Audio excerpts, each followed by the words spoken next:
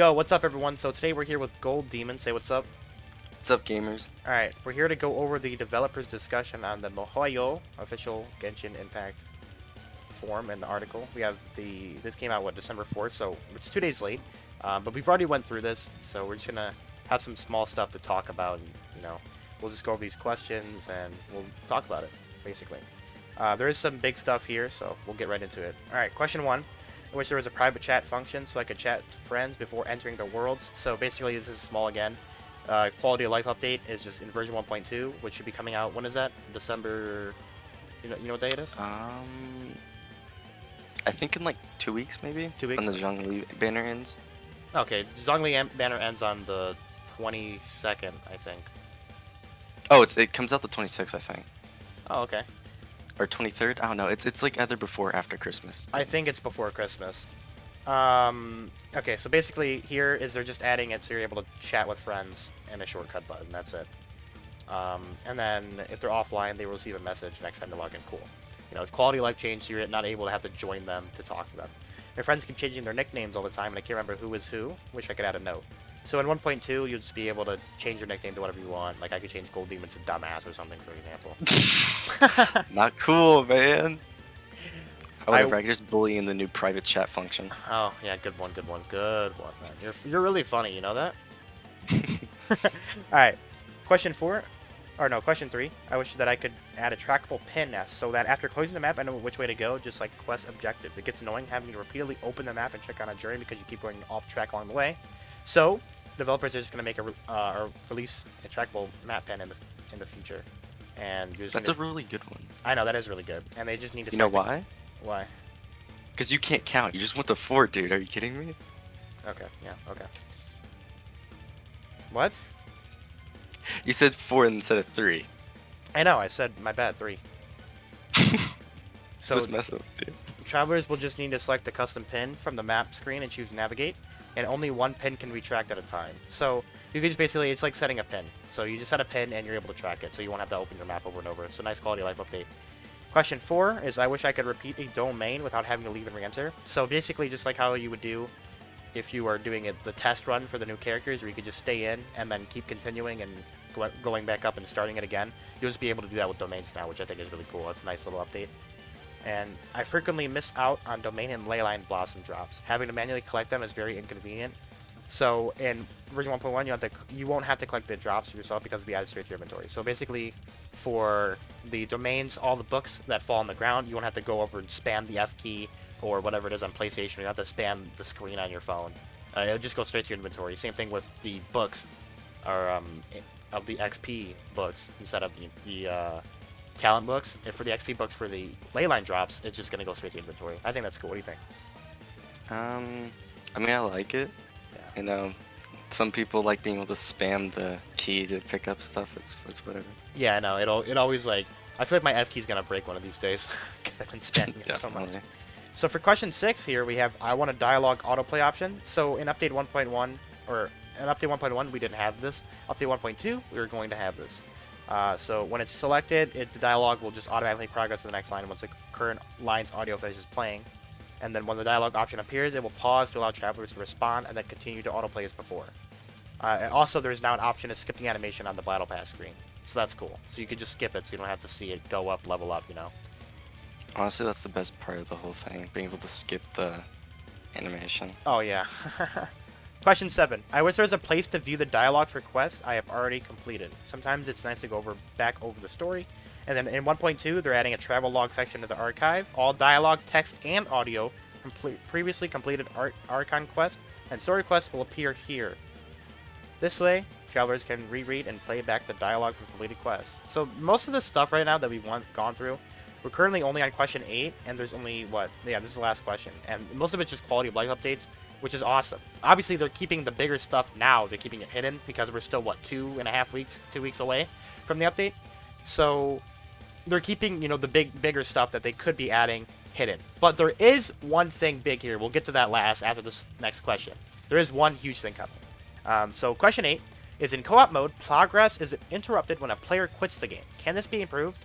So the developers say they hear you loud and clear, and the next version, travelers are free to leave co-op domains at any time without interrupting the battle for other travelers. Also, during co-op sessions, the host will be able to disband the co-op team just by returning to single-player mode.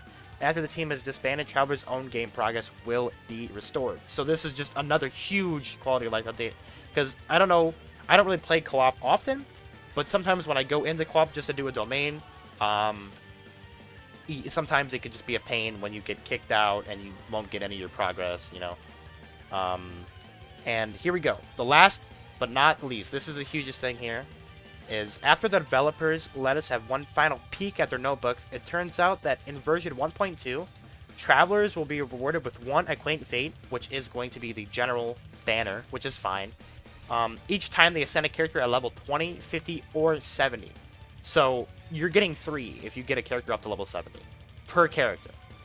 So that is huge. I think this is like the biggest thing they've ever added, and this is probably the best thing they've ever added. So just basically more free summons, and it's just gonna be great. I can't wait to see this added, because if people are like, oh, does any of my previous characters I have leveled up now, will they count? Yes.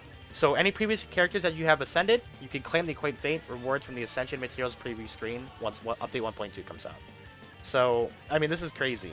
This is probably the best thing they've said here, besides some of these like better quality of life updates, like the domains having to spam your key and stuff. This is huge. This is just basically making you summon more. So the more you play the game, the more you level up, the more summons you're gonna get, and the more characters you're gonna get, because you're getting, you know, these free summons. Obviously, it's not gonna be the limited units like Zhongli or Child, and we'll talk about them later, but you're going to be getting, you know, the general ones like Diluc, Chi-Chi, all those characters. You said 75. You can get up to 75 Fate with if you have every character at level 70. Is that correct? Yes. All right. Yeah. Well, I mean, that's huge. I mean, there's nothing bigger than that. Like so far, like this Acquaint Fate stuff, I think this is the hugest news we've gotten like all like week. So this is great.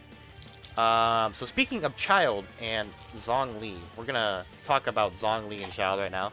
So our boy GoldDemon, he does not like Child. So wait, no. Before we get into this, I would like to mention, all this stuff is very nice that they're adding, but they gotta do something about the two-factor authentication and like securing your account, because there are a lot of people with like a hacking issue right now, and that's a big thing I really want to see in the upcoming update, is something to help with the account issues that people are having.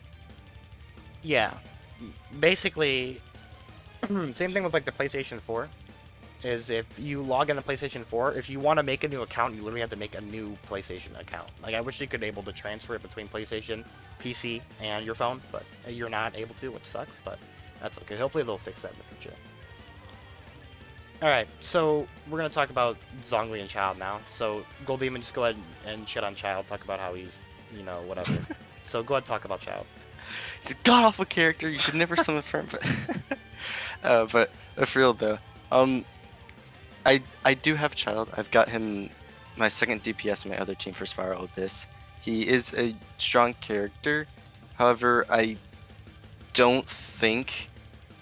I feel like he was sort of a trap for summoning, in the case that he is still an amazing character at C0, but he starts to shine once you get to C4. Now, that could be said for a lot of characters.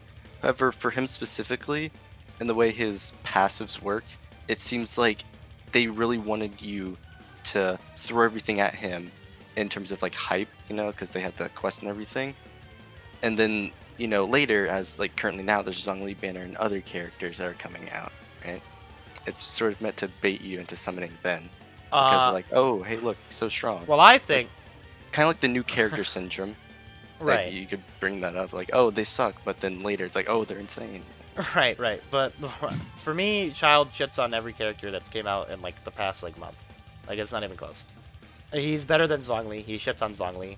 Better DPS. He's better than Genshin. He's better than Diluc. At Constellation 0, by the way. If you have a Diluc that's Constellation 2, I'm taking Diluc, right? But if you're, you know, at Constellation 0, I think he's the best DPS in the game. I don't think it's close. Diluc maybe comes close. Razor, maybe. But that's it. Like, no one else comes close. Genshin, maybe. But he's so fast at swinging, and his hydro damage is so much, it's ridiculous. Now, the one thing that breaks or makes or break him is you need to have crit rate on. You need to have like 35% minimum in order for him to like really be doing the damage. Because you have to get that passive on where you're able to apply that debuff on the enemy, so you're able to do more. It basically doubles your damage if you get that debuff on them, which is crazy. But it does a lot of damage. He destroys AOE, like otherwise known as like the ads units. He destroys them if they're all grouped up. You cut them to pieces.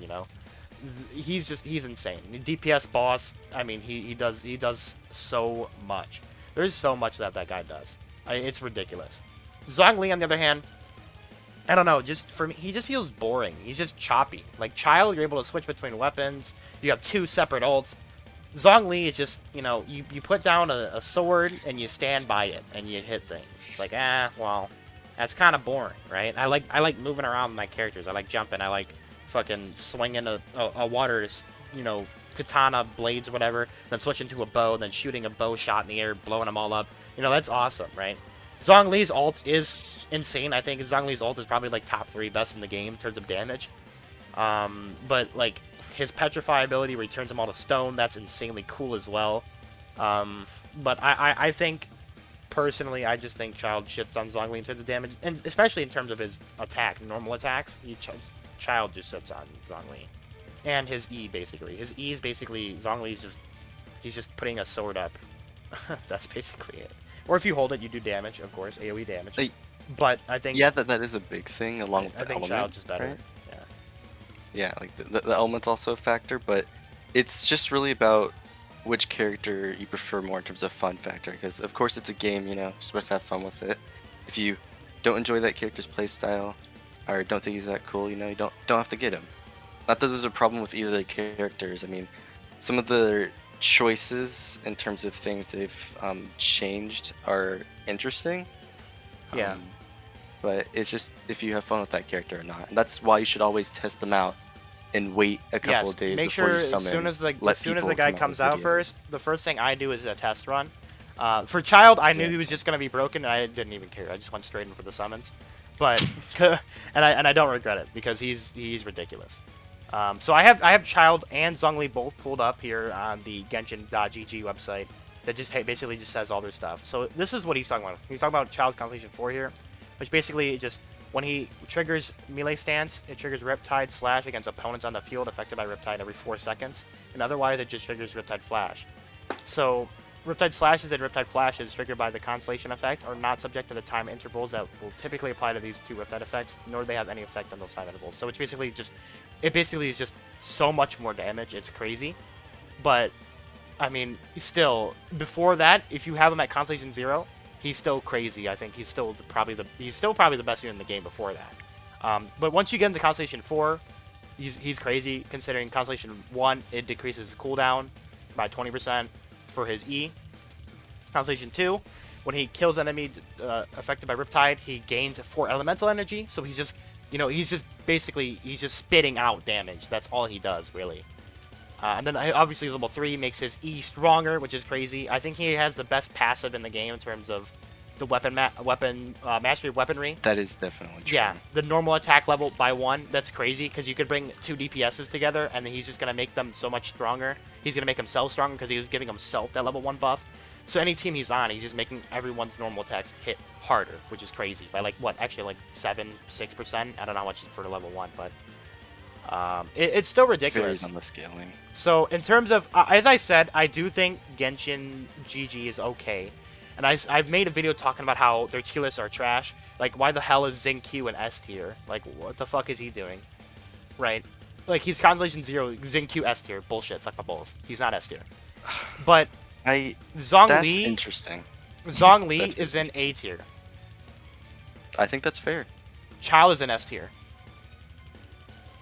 I mean, I honestly don't have a problem with it. Like, Child isn't my most favorite hype character, but I don't have a problem with that at all. Yeah, it makes sense. I don't have a problem with his S tier. The only problem I have is Xingqiu being S tier. Xingqiu should be like B or A tier. Like, why the fuck is he S tier? Like, do you think Xingqiu's better than Zhongli, Razor, and Constellation? They say Zenq is better than Razor at Constellation 4. Razor at Constellation 4 is worse than Zenq Constellation 0. I, What? I mean, it's interesting because like the whole point of him, they're doing It's it to for the beat with elemental procs, right? yeah, Zenq is meant to be But with Child, basically. just my problem with that is for that specific setup, right? You have to factor in multiple things. Player skill, if that can actually be, I guess, would it be usability? If it's actually practical to be used in battle, Yeah. and if that player has the luck for like weapons and stuff. Because yeah, sure, we can grind artifacts all day for the perfect artifacts. You know, artifacts or whatever. They do basically make a character in the end game, but the point with that is like, um, you can do whatever to get what artifacts, but if you don't have, for him, for example, like was it sacrificial sword, you're not getting the full Zenq? benefit of him. Yeah, I mean, yeah, you need sacrificial sword just- to have in a sword. it's just kind of One like, those two. I don't know. Personally, I don't like him. He's like slow. I know the whole point of him, everyone's using him for support. Yeah, he's But basically just when I Child's see fucking a best, guy best with friend. multiple daggers like that, I'm thinking, hey, look, DPS, but he's not, and he's just slow as hell. He's a sub. He could be a sub DP. He can do damage, but I just don't enjoy it's him. not even close to like what, like, Child or Diluc or Klee can put up, or even Kachang. I just don't enjoy him at all. Right. I mean, he's okay. Like, he's fun to use. Like, I like the way he like buzz like a backflip and shit. It reminds me of like Gogeta from Dragon Ball Z from the movie. But I mean, overall, man, I don't know why he's an S tier. Anyways, tier lists are fucking terrible. We already know that. they have they have Xin Yan at Constellation 2 B tier, by the way. Is it B? Only B? Is her C2's the guaranteed crit thing, right? Yeah. Then they must be building her wrong. Because you could do it two ways. They have her Either with max out her physic- defense, They have her like with Noelle, Gladiator's Final 2-piece and Bloodstained Chivalry 2-piece. Or Gladiator's Final 4-piece. That's what they have her as. With Wolf's Gravestone. so they're doing her DPS. Mhm. Then she should at least be A tier. Yeah. Because for one, that her pyro shield's absolutely amazing. And with now this isn't in all cases, but if there's more than 2 enemies, or if there is at least two, you're getting that constant pyro proc. Her Constellation 2 is So more insanely damage. broken.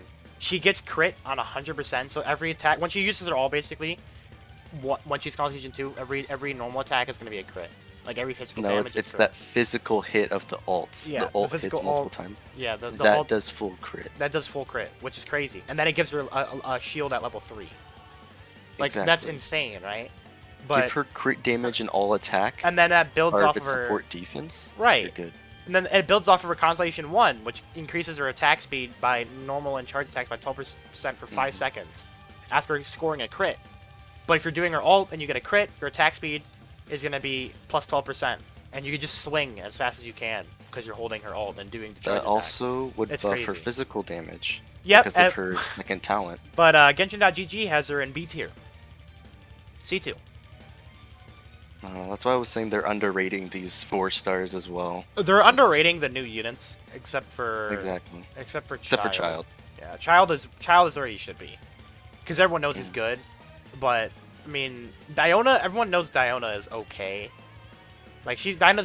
I think she's good, but you need to have. She her, has one purpose, Yeah. and that is only for healing support. That's Do it. not put healing bonus on her. Only give her HP. She will Yeah. have like the second best shield and really good healing. That is all you need for her. Nothing else. Yeah, Diona is really good for a defensive build, but I mean, why is Zhongli A tier? I think he should be S tier. Zenq should be fucking C, B, L tier, right? This has become from comparing new units to shitting on Zenq. Because why is he S tier? I get why I get he matches with Child, but like that just doesn't make sense to me. Like, Bro, if I you, think Barbara matches better with Child. Bonus Hydra damage. I mean, yeah, like I don't get it. Whatever, man. Whatever. These guys are a little cuckoo. I mean, Bennett S tier, I understand. Bennett being S tier, Constellation 1, yes, I agree with that. His ult is probably him and Mona's ult are just too crazy.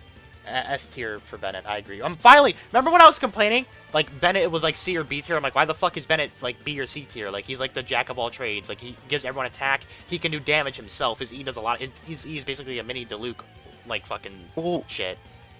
2 weeks ago, no one was caring about him, and then they're like, "Oh, Yeah. hey, look, he's insane for support." Yeah, like what happened? People finally realized? Did someone watch my video? Link in the description, by the way, in the description. But like, did someone watch my video? Did one of these guys watch my video and be like, damn, you know what, he's right. Oh, I'm so pissed off. Just, like, they still have Badoo and B tier for everything. Suck my balls. I just want to go back to my previous statement. There's not a single C or D tier character in this game. No, there's not a D tier character. There could be C tier characters. There can't be D tier characters. Okay, you could argue for Amber, but she still has the highest crit, like, for damage. If you build her right, she can do insane damage on a critical hit. Now, there are some enemies without critical spots, and that's where it drops off. But, yeah. She can be good. There are a lot of Amber mains probably punching the air right now. No, I think she can be good. But that's just me. I think she can be... I just don't like her gameplay. Yeah, she's just weird to play with. Like, that's why I like Child so much. It's because he's just so fluid. Like, the dude fucking... Like, he's Wada, bro. My man just he's like Bruce Lee, dude. He just goes... Wah, wah, wah, wah, and he just kills everything. It's awesome. That's why I love him. If we get outfits, he needs his transformation. Oh my god, please. I can't wait. Alright, so that was basically this. That was the developers' discussion we went over. So basically a little small rundown is Acquaint Fate, basically for every time you ascend a character. A whole bunch of, you know, improvements to your quality of life updates, just stuff like that. But yeah, so thank you, GoldDemon, for coming on. It was fun talking to you. So basically, yeah, that's it. And Zhongli underrated for some reason. And Zinnian underrated for some reason. I don't know. Zinq overrated for what reason? I don't know. Facts. These guys are dumb. Anyways, thank you everyone for watching. We'll see you guys next one. Peace out. Have a good day. Peace.